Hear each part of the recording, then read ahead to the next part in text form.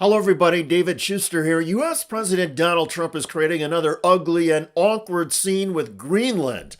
New York Times headline, Greenland officials express fury over Trump's plan to send delegation. Trump originally planned to send Second Lady Usha Vance, National Security Advisor Mike Waltz, and Energy Secretary Chris Wright. Now, the Trump administration is adding this guy. Hey guys, it's JD Vance, the Vice President, and you know there was so much excitement around Usha's visit to Greenland this Friday that I decided that I didn't want her to have all that fun by herself, and so I'm going to join her. Vance is such a jackass. First of all, none of the leaders in Greenland are excited about this trip. Secondly, according to several reports, it was Donald Trump who decided the Vice President should go.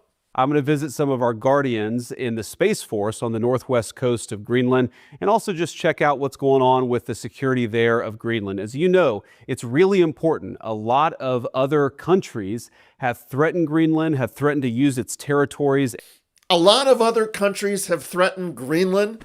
Actually, the only country that has threatened the Danish territory recently is the United States. You assure the world that as you try to get control of these areas, you are not going to use military or economic coercion? No. And can you tell us a little bit about what your plan is? You're talking about Panama and Greenland. No, I can't assure you on either of those two.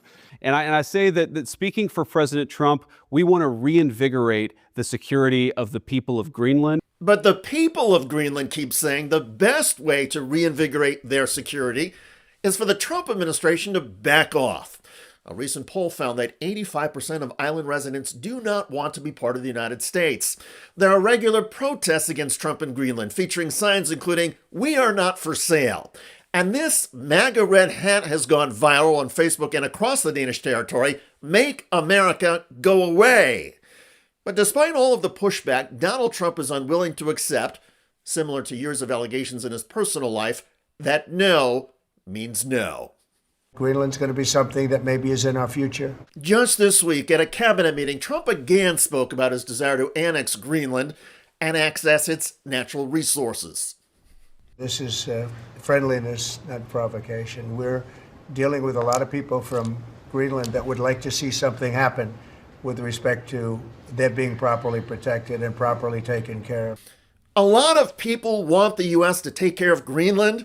A few months ago, when Don Jr. visited the island, most of the supporters who cheered him on were found by a Danish news organization to be homeless people who were bribed with money, food, and free hotel rooms in exchange for their participation.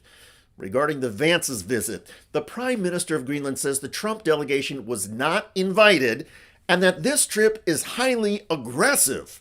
Prime Minister Egede added, quote, "What is the National Security Advisor doing in Greenland? The only purpose is to demonstrate power over us," Egede said.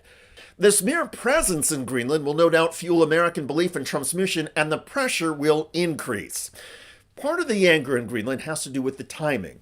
In the wake of recent elections there, the Greenland government is still forming its new coalition. Party leaders are calling for unity and say the Trump administration delegation visit amidst coalition talks again shows a lack of respect. Showing disrespect and taunting people is part of Donald Trump's playbook, so the visit and the message may be by design. In the meantime, back in Washington, several of Donald Trump's right-wing MAGA supporters in Congress are thrilled with his Greenland obsession and have even introduced their own Greenland legislation. Headline, GOP Rep. Buddy Carter unveils bill empowering Trump to acquire Greenland and rename it Red, White, and Blue Land. Seriously? The Republican House member from Georgia, perhaps in a bid to leapfrog MTG as the state's wackiest and cringiest lawmaker, wants to rename Greenland Red, White, and Blue Land. Representative Carter elaborated in a recent cable news appearance.